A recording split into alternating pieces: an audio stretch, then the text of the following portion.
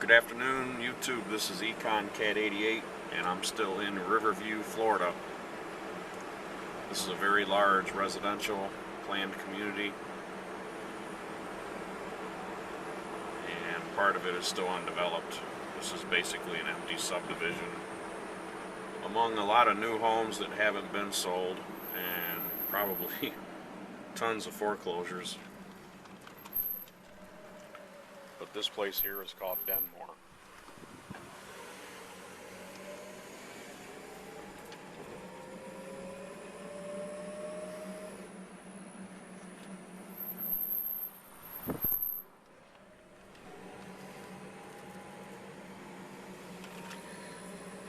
And I mentioned in the last video I was curious just how many places like this are in Florida. I would say it's got to be in the thousands. If I've been able to find a couple hundred that I've recorded, and there have been other places that were only partially developed that I didn't feel were suitable for my YouTube page, so I either deleted the video or just never posted it.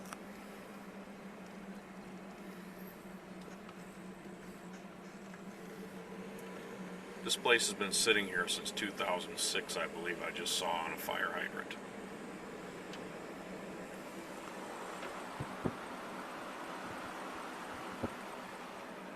But by the time they get around to building here,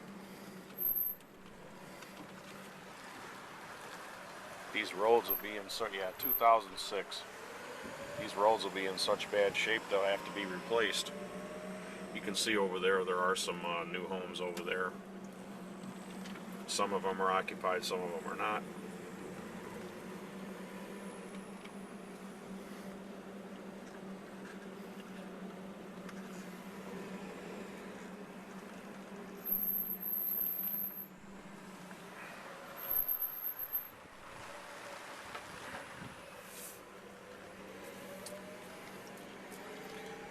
But this is what a collapsed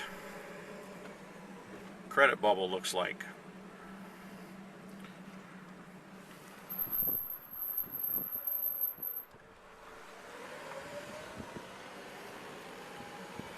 This is what a collapsed mania looks like.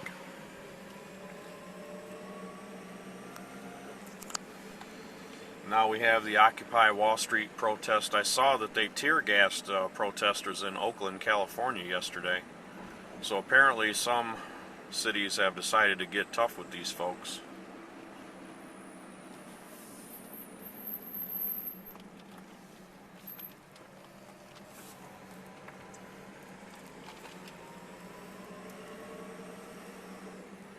While I think Americans have every right to be upset about what's happened here, I think the solution is going back to a gold standard. So, if we were on a gold standard, the credit bubble likely would have never occurred in the first place. And we certainly wouldn't be fighting all these wars, and we wouldn't have as much crony capitalism as we do now. Like, I watched some of this Occupy Wall Street films on YouTube and on the regular news, and a lot of these people are complaining about rich people this, rich people that, eat the rich, tax the rich, blah blah blah. And yet that person that's protesting at an Occupy Wall Street gathering,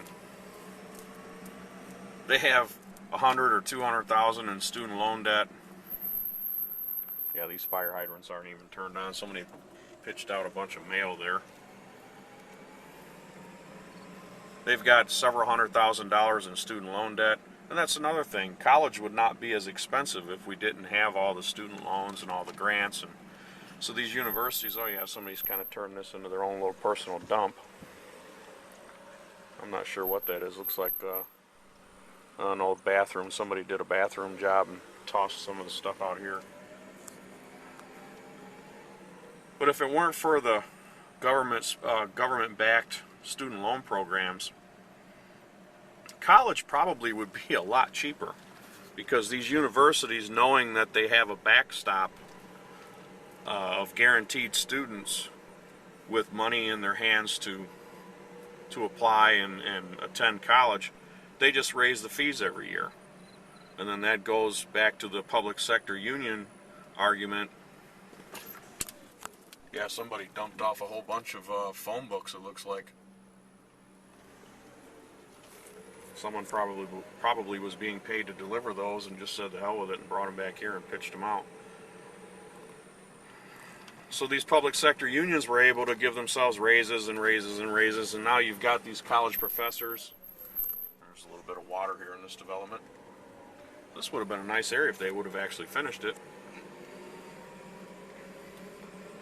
And so those folks are now making, it's not unusual to see university people making 100, 200, hell, senior professors making $250,000 a year. The University of Michigan has more administrators than they have full-time faculty. And the Cal State University system has a similar situation. So that's another employment bubble that's going to implode. And frankly, these people are overpaid. And it all, again, it goes back to the gold standard. If we had a gold standard here and a gold-backed dollar, the government would not be able to print all this money. They would have to make decisions that were somewhat prudent on what we could afford, not just buying votes. And it's not just Republicans that are doing it, it's not just Democrats that are doing it, they're both doing it.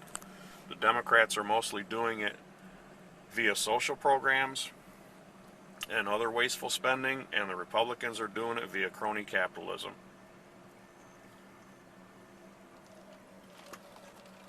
So either way, I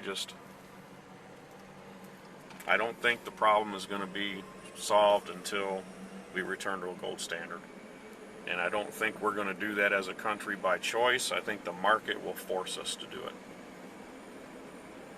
And that's an unfortunate situation for a lot of people, but that's just the way I see it. So this is Econ Cat 88 signing off.